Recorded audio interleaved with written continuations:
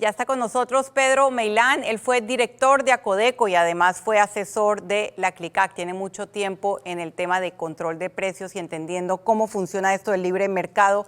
Bienvenido, Pedro, a Radar. Gracias, Sabina. Un placer estar contigo aquí y con todos los televidentes. Usted ha abogado por el libre mercado en todas las crisis que está viviendo Panamá. Específicamente hablemos ahora de la del tema de medicamentos, que incluye tanto desabastecimiento en el sector público como precios elevadísimos en el sector privado. Esta semana se anunció que se eliminarían algunas barreras. Tengo que decir que hay mucha confusión al respecto, pero quiero preguntarle su reacción por las medidas anunciadas esta semana. ¿Van a solucionar el problema? Sí, Sabina, primero yo soy de las personas que siempre he dicho que en el tema de mercados los controles de precios siempre van a crear escasez y siempre van a crear desabastecimiento. Y no hubo que esperar mucho, no solamente en el tema de medicamentos, en el tema de canasta básica, actualmente se están viviendo. Mira lo que ocurrió ya desde que se quiso aplicar ese control de precios de porcentajes en las farmacias. De una vez muchas farmacias dijeron nosotros no podemos cumplir con esto y han suspendido en alguna forma la venta de los mismos. Y es sencillo, tú no puedes obligar a nadie a vender algo que le dé pérdidas o que en alguna forma no gane lo que ellos consideran que le puede cubrir los costos del mismo. Por eso es que abogamos por el libre mercado. Pero ¿qué es libre mercado? Abrir el mercado no es decir que unos cuantos entren a competir en el mismo.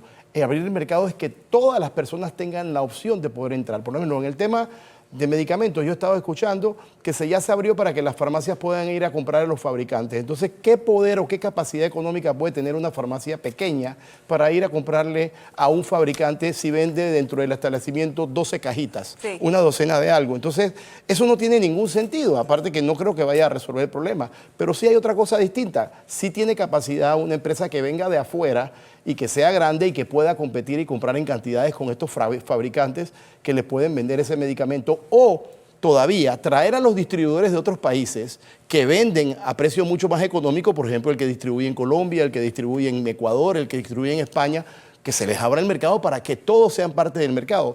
Yo no sé si estos nuevos decretos incluyen ese tipo de cosas, porque el problema son las barreras de entrada.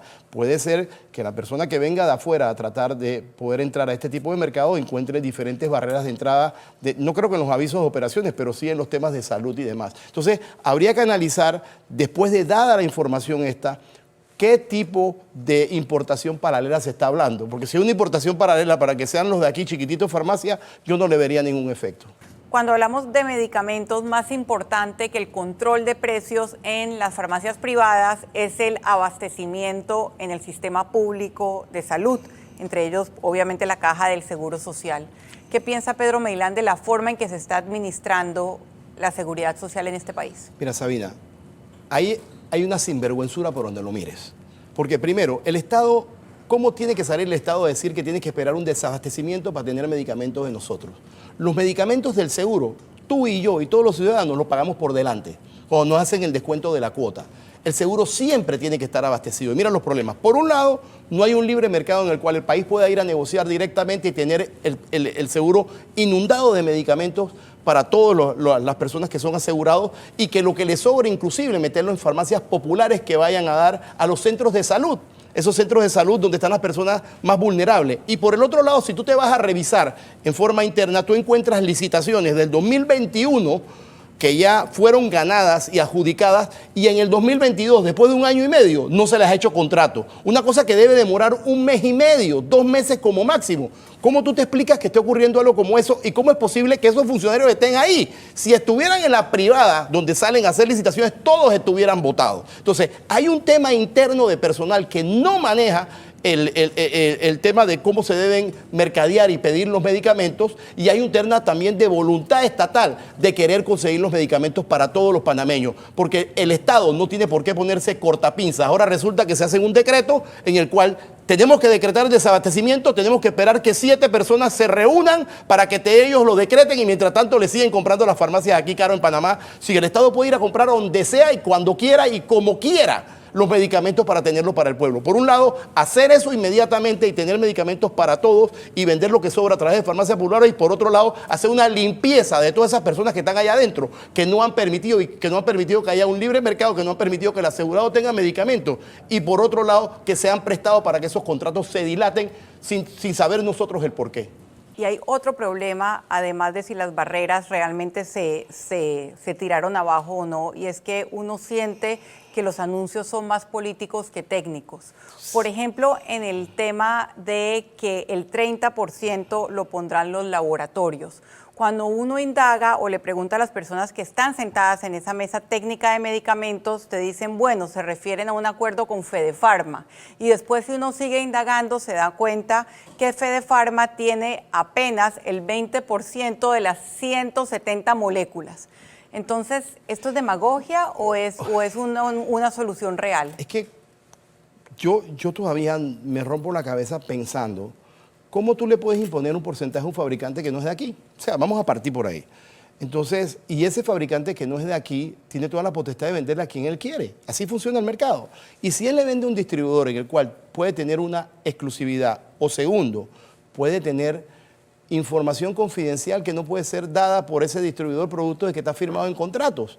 Fíjate, y a veces yo veo en estos días que creo que no me equivoco, que la Codeco de alguna forma le está pidiendo información a los distribuidores. Los distribuidores les pueden dar toda su información. El distribuidor, la farmacia puede dar toda la información de ellos, pero yo tengo mis fuertes dudas de que el distribuidor le pueda dar la información del precio que le impone el fabricante, porque hay contratos privados entre esas farmacias, entre esos fabricantes y esos distribuidores. Y a Codeco, inclusive en caso de que se los puedan dar, pongamos que alguna lo consigue, ellos tienen un artículo en la Ley 45 de confidencialidad que le prohíbe a un administrador soltar esa información si no tiene relevo del distribuidor. Entonces, para que a Codeco pudiera dar una información de este tipo, debe relevarlo o de alguna forma el distribuidor debe decir, sí, nosotros estamos conscientes de que lo va a dar. Y eso no va a pasar, Sabina, porque si el distribuidor lo hace, el fabricante le cae encima por la contratación que tiene con él mismo. Es muy complicado el tema de los precios y de los controles, ¿eh? Sí me preocupó algo, porque yo vi en un momento que estos señores distribuidores sacaron una nota de prensa donde ellos dijeron que ponían a disposición del Estado y el Estado no entra. 2 días después lo que hace es meter el 30% y el Estado no entra cuando tuvieron una oportunidad de oro para ir a verificarlo y que esto se hiciera público, porque claro, yo veo el impedimento que puede tener la autoridad por ese tema de confidencialidad, pero si ellos lo piden a través de un comunicado y yo entro, ya esas cosas cambian y lo hubiéramos podido saber. Entonces toman una decisión que fíjate lo que ha ocurrido. Ahora las farmacias dicen yo no puedo vender ese precio, se la van a entregar a los distribuidores, pero hay algo peor que nadie ha analizado y te lo voy a decir hoy. Es el tema de ese 20% de jubilados. O sea, ya no es 30 más 20. Que yo vi en tu programa Radar, creo que la semana pasada, alguien decir aquí, nosotros tuvimos que subir los precios por ese 20% de jubilados. Pero si aquí en este país no todo el mundo es jubilado. Y uno no tiene por qué aceptar de que todas las familias buscan un jubilado para comprar sus medicamentos, porque eso no es así. Es el comprador de medicamentos familiares. Eso no es así. Entonces, ¿qué pasa, Sabina? En 1987 se hizo la ley de jubilado y aquí hay responsabilidad de todos los gobiernos. Esa ley, en su artículo 6º, decía que ese descuento es deducible de la renta y a nadie se lo dan. Entonces, si partimos por ahí, porque hay cosas que puede ser que la empresa privada no esté haciendo bien, pero también hay cosas que el gobierno debe mejorar. Esa ley de 1987, que es la 6ª, establece claramente que ese descuento es deducible. ¿Por qué no le permiten ser deducible? Eso debería abaratar todos los costos también de las personas que estamos comprando medicamentos. Si aplicamos esa misma fórmula que usted dice, control de precios trae desabastecimiento, y lo aplicamos al tema de los alimentos en este momento, estamos viendo escasez de varios productos básicos después de lo más fuerte de la crisis, que ya están las carreteras abiertas del país, ya está la Interamericana abierta, pero además estamos viendo la crisis del arroz y estas filas interminables en las pocas ferias de Lima que se acogieron o que pueden hacerle frente a este control de precios. ¿Qué se está logrando con eso? ¿No estamos retrocediendo en el famoso libre mercado? Bueno, mire, yo he estado viendo programas, he estado viendo debates y voy viendo cosas que son inexactas. Hace poco vi un debate que alguien salió diciendo, yo recuerdo perfectamente cuando la Oficina de Regulación de Precios estaba en Panamá antes de los 90 y había productos por todos lados. Yo me recuerdo que yo era un niño y a cada rato había que buscar contingente de cebolla, de ají, de todo, porque no teníamos. Me recuerdo perfectamente, así que eso no es cierto. Me río porque esa persona que es un vocero del gobierno tiene una narrativa absolutamente política y nada técnica. No, pero por eso, es que yo era niño y me acuerdo clarito en esos años que teníamos que salir buscando a cebolla a otros países porque no había en Panamá. Entonces, se abrió el mercado en el 90 a través de la globalización. Empezó con el gobierno de Néstor Pérez Valladares, pasó al gobierno de Mireya, que ella metió a aranceles. En el gobierno de Martín Torrijos se habló del tema compita, no sé si recuerdas que empezamos a traer un poco de arroz. Posteriormente vino las Jumbo Ferias de Martinelli y cuando llegamos donde Varela decide regular los precios con 48 productos. Y yo me acuerdo que a mí me tocaba como administrador dar una opinión técnica y esa opinión no era vinculante. La primera la di el 1 de julio, cuando él entró, del 2014, en la cual yo le dije, usted puede regular el mercado porque la ley 45 se lo permite y la Constitución, pero la autoridad y mi persona le dice que ese no es el mecanismo correcto para hacerlo. Y esa misma se la volví a repetir 6 meses después porque aquí los controles son temporales y excepcionales y aquí parece que esa temporalidad no dura, se quedan a través del tiempo. Cuando llega Cortizo, él empieza a desregular el mercado hasta que pasa esto. Fíjate que habían 8 productos. Sí. Y la prueba es sencilla. Desde el gobierno de Varela, cuando se decidió que la babilla era la carne de precio, de control de precio, la carne de babilla es un corte de vaca. Ese corte de vaca no alcanza para la demanda que hay en el país. Cuando tú entrabas al supermercado a las 10 de la mañana, ya no había babilla. Entonces, eso te demuestra que hay escasez y el producto más caro es el que no existe. Ahora, han creado unas presentaciones de control de precios, pero esas presentaciones no son de obligatorio cumplimiento para ningún comerciante. El comerciante si quiere no la da. Entonces anda a buscar pan michita, pues. No hay pan michita, las panaderías no lo están haciendo, hacen otro tipo de pan y no lo van a vender. Eso crea la escasez. Te van a sacar un pan de molde que no es de la presentación. Pongamos que el pan de molde sea de 20 gramos, lo van a hacer de 22 y van a decir no califica. Y nadie los puede obligar a hacerlo. ¿Qué hay que hacer aquí, Sabina? Lo primero es romper esa cadena que existe desde el productor hasta el consumidor de intermediarios. Eso lo sabe, todo el mundo lo sabe. Aquí en Panamá, el productor le vende algo a un intermediario de 25 centavos, ese se lo vende a otro que es 50, se lo vende al del flete que es 75, ese se lo vende a otro $1. Cuando llega al consumidor $1.50, ¿cómo rompemos esto? Estuvimos muchos años hablando de los mercados periféricos. Si los mercados periféricos existieran, no tuviéramos estas filas en el Lima, porque Lima no tiene infraestructura para hacer esto. Es más, a mí no me extrañaría que cuando salen esas ferias de Lima a vender, esté la jefa directora administrativa, el jefe de aseo y todo el mundo allá adentro, porque no tienen personal tampoco, que es otro de los problemas. No hay estructura y no hay recurso humano. Tú abres un mercado periférico en las áreas vulneradas, de mayor población y de lugares donde haya menos recursos. Área norte te vas para Chilibre, área este te vas 24 de diciembre con Pacora, área oeste te vas para Arraiján, donde está Burunga y demás. Aquí tienes el mercado Neri. Te vas a cada provincia a abrir estos mercados que los abres 6 días de la semana y un día de limpieza y provocas que el productor pueda hacer la venta directa y eso abarata esa línea que hay o solamente con un solo intermediario. Es una salida. Controlar. No hay que ser Nostradamus para dar la respuesta. Lo que viene es una escasez de productos y eso va a ocurrir. Y no solamente eso. El comercio, cuando se le controlan los precios, ¿qué es lo que hace? Te sube los otros productos. Entonces, cuando tú vas a ir al supermercado, tú vas a decir... no va a perder. Un agente económico no va a perder. Eso es así. Entonces, ¿qué hay que hacer? Abrimos el mercado, ayudemos al productor con préstamos blandos, logremos que el productor pueda ser autosuficiente, pero fiscalizándolo, Sabina. Porque también hay muchos productores que lo primero que hacen cuando agarran esos préstamos, esa semilla y demás, lo primero que hacen es comprar un 4x4. Entonces, ese no es el trabajo. Hay que fiscalizarle para que eso que ellos tienen redunde en un beneficio al consumidor.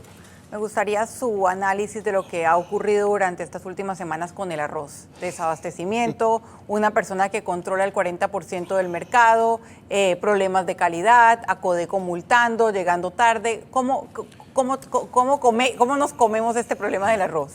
Aquí, mira, yo hace creo que como 2 o 3 meses hablé de eso, empezaron a hablar de desabastecimiento. Entonces, para poder determinar si hay desabastecimiento tienes una autoridad que puede monitorear. ¿Cuál es? Acodeco. Acodeco lo puede hacer con el MIDA y monitorean los silos. Creo que del último monitoreo que salió, sí hay arroz. O sea, ¿qué quiere decir? Que no hay desabastecimiento. Entonces, cuando tú ibas a los supermercados, ¿qué ocurría? Tú lo que no encontrabas era arroz de primera. Encontrabas especial. Porque como el de primera está subsidiado, el comercio, el comerciante aquí sí quiere jugar vivo y lo vende con especial. Pero lo peor, la ignominia más grande, es que estaban empaquetando ese arroz de primera en especial. Porque ahí también hay un tema de calidad. Entonces, aquí hay dos temas. Uno de competencia, que tiene que ver con prácticas monopolísticas que se pusieron de acuerdo para empaquetar. Empresas se han puesto de acuerdo para el arroz de primera ponerlo en especial y ganar más dinero. Estas prácticas son investigadas por Acodeco, llevadas a los tribunales y tienen multas hasta de 1 millón de balboas. Y yo creo que la Acodeco debe estar abriendo esa investigación. Y lo otro es por protección al consumidor. Yo abro un expediente de calidad de arroz y demuestro que el arrocillo que hay o la cantidad de arroces quebrados, que en el primera es 70% y en el especial tiene que ser el 90% para arriba, es un arroz que no es el correcto y las multas son hasta $25,000. Entonces yo me imagino que a esta gente se le va a sancionar de esa manera. Ahora, cuando eso pasó con los arroces en el gobierno de Martín, ¿sabe qué hicimos? Lo importamos pilado y empacado, se acabó. Sacamos del paquete de Molinos y a todo el mundo y fíjate que en ese momento la distorsión se arregló y se vendió arroz con pita por todos lados y después ya el problema del arroz desapareció. A veces el Estado tiene que intervenir de alguna manera cuando hay distorsiones de este tipo, porque no es justo que tú tengas un contingente donde tú puedes traer arroz mucho más barato y entonces de vendérselo al pueblo como primera, agarras y se lo vendes a especial. Tras que le ganas dinero en el contingente, también le quieres ganar en el arroz especial para no darle de primera. Eso es una ignominia, eso no es justo. En alimentos y en medicamentos, ¿está la Acodeco cumpliendo con su rol? Bueno, los roles de Acodeco, recuerda, la política económica del país la dicta el Ejecutivo. El Ejecutivo dice, yo controlo, el Ejecutivo dice, yo libero, el Ejecutivo dice, yo hago aranceles, y al final, el que fiscaliza es Acodeco. Sabina, si yo me pongo a analizar en los últimos años la cantidad de leyes que han hecho donde dicen Acodeco investiga, esa gente no tiene personal. O sea, ahora acaban de meterle toda esta cantidad de funciones nuevas, de todas las demás que tienen, jubilado, metrología, protección al consumidor y todo lo que hay. Le acaban de meter esto. Pregúntame si le han nombrado por lo menos personal transitorio para poder fiscalizar eso. No lo tiene. Ellos tratan de hacer lo humanamente posible. No les queda otra. En Acodeco falta personal, pero en el Ministerio de la Presidencia hay una cantidad de ministerios sobra personal. ¿Y dónde quedó la reducción del Estado? Bueno, ¿cuáles son los funcionarios que están saliendo de lo que usted escucha? ¿Cuáles son los que deberían salir? Bueno, yo en eso no lo manejo muy bien, Sabina, pero yo sí te digo, por ejemplo, en el caso mío, yo te puedo decir, mi presupuesto de hace 8 años es más alto que el de Acodeco ahora.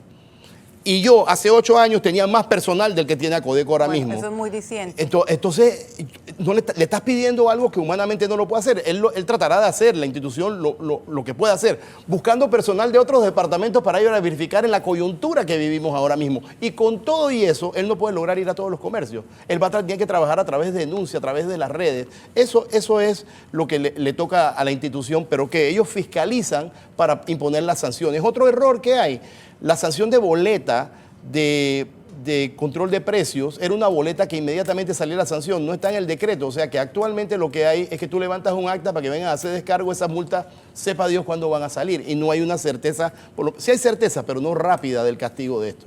Varias de estas medidas que se han tomado, cuya implementación, el remedio ha sido peor que la enfermedad, como hemos visto, son producto de una crisis social, de unas protestas que paralizaron al país, de una mesa de diálogo que ha sido cuestionada por muchos porque no están todos representados y porque el gobierno parece esquinado. Y yo le pregunto, de la experiencia que usted tiene como funcionario, ¿se van a volver a ver estallidos sociales? Yo pienso que sí. O sea, lastimosamente yo tengo que decir que sí. Primero porque yo tengo una opinión muy personal de que todos los que están sentados en la mesa hay gremios o personas que viven de la desestabilización. O sea, eso es una realidad. Entonces, muchas de las medidas que se han tomado pedidas por ellos mismos, se sabía que no iban a dar resultados, porque ahí están los controles. Hey, esto nada más hay que darle tiempo al tiempo. La verdad siempre se va a saber al final. Ahí está. Hablaron de control de medicina, miren lo que está pasando. Hablaron de control de alimentos, miren lo que está ocurriendo. O sea, esto va a ser pronto. Y cuando eso ocurra, esos sectores van a decir que es culpa del gobierno. Entonces, ¿qué pasa? El gobierno, teniendo una crisis como la que tenía, que es una crisis muy difícil, yo entiendo que ellos fueron a tomar decisiones políticas, pero tú no puedes tomar decisiones políticas unilateralmente sin revisar por lo menos la parte técnica, porque muchas de esas decisiones políticas a muy corto plazo puede resultar que sean no sean beneficiosas para el país, y puede ser lo que le está ocurriendo. Entonces, hay que incorporar más personas técnicas que puedan tomar decisiones que al final sí redunden en un beneficio y que no redunden en que vuelvan a salir afuera. Ahora, Sabina, yo te digo, lo que ocurrió en este país, independientemente de todo, yo no soy del gobierno, yo soy un abogado de la calle, yo doy opinión en las cosas que sé. Había muchos mecanismos para que esto no vuelva a ocurrir. Esos cierres no pueden seguir porque están afectando derechos de los demás. Y yo te digo algo, hay exerta penal y hay muchos de esos cierres se convierten en delitos porque se está atentando contra la seguridad interna del Estado. Y ya es hora de que las autoridades, si eso vuelve a ocurrir, tengan que tomar las medidas necesarias contra personas que violan los derechos, los tuyos y los míos, porque esa es la realidad. Igual, se toman decisiones económicas que al final tú y yo vamos a tener que pagar en nuestro bolsillo, que tampoco es justo. Entonces, hay que tener mucho cuidado y creo que deberían involucrar más personas en estos diálogos y que salir con algo que de verdad resulte. Muchísimas gracias, Pedro Meilán, por esa visión particular y también global de la crisis que estamos viviendo, y precisamente es hora de ver qué hay en el GPS del doctor Ritter.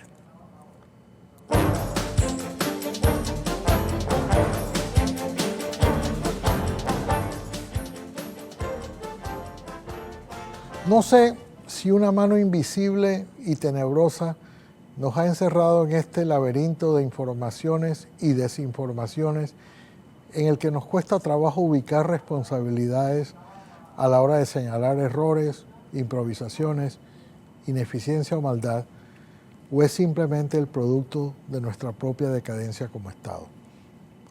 Por cuenta de la necesidad de aplacar las protestas y los cierres de calles, se convocó a un diálogo y hemos recibido una avalancha de medidas, ninguna de las cuales ha sido producto de ese diálogo.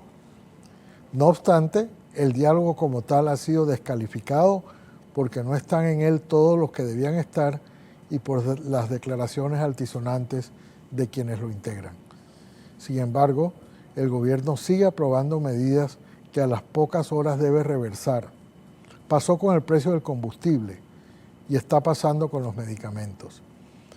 Mientras unos conversan en Peronomé, en lo que parece más que un diálogo, la suma de dos monólogos, en la capital llueven disposiciones improvisadas, a veces de corta duración, a veces de difícil implementación. La derogación de la Ley de Incentivos Fiscales constituye un ejemplo de la dificultad de determinar si se trata de improvisación o de mala fe. Un proyecto de ley de 2 artículos demoró días en llevarse a la Asamblea Nacional y allí se encuentra estancado pese a la promesa presidencial. Me pregunto, ¿separación de poderes o complicidad entre los poderes? Las medidas de austeridad, que tampoco formaban parte del diálogo, fueron anunciadas sin que hasta la fecha se haya informado de su implementación. La rebaja del 30% del precio de los medicamentos resume el apresuramiento en adoptar medidas que traen consigo más dificultades de las que pretende resolver. La mesa es la palabra de moda, la mesa técnica para atender el desabastecimiento y el precio de los medicamentos llevaba 6 meses reunida y solo podía mostrar como resultado el denominado Medixol, que no fue más que una cortina de humo para decir que algo se había hecho. Y de la noche a la mañana apareció un decreto, a todas luces inconsulto, que rebajaba en un 30% el costo de los medicamentos sin explicar quiénes ni cómo lo asumirían. Ya el decreto fue modificado y pareciera que los bueyes, en este caso farmacéuticas, distribuidoras y farmacias, todavía tratan de alcanzar la carreta del descuento que tienen que jalar. El diálogo entra ahora a discutir el origen y la causa de todo el descontento, la corrupción. Veremos si ahora también, mientras el gobierno y los que protestaban charlan en Peronomé, moderados por la Iglesia, en Panamá nos vuelven a bombardear con medidas destinadas a combatir la corrupción. Esperemos que si no se puede erradicar, por lo menos, como dijo un presidente colombiano, la corrupción se reduzca a sus justas proporciones. La corrupción en sus justas proporciones, y precisamente sobre la lucha contra la corrupción. Hablaremos en el siguiente bloque con el excontralor José Echevarría y también con Paulette Thomas, quien aspira a conformar la Asamblea Nacional como diputada por la libre postulación. También tendremos más adelante a 2 precandidatos por la libre postulación. No se vaya del radar.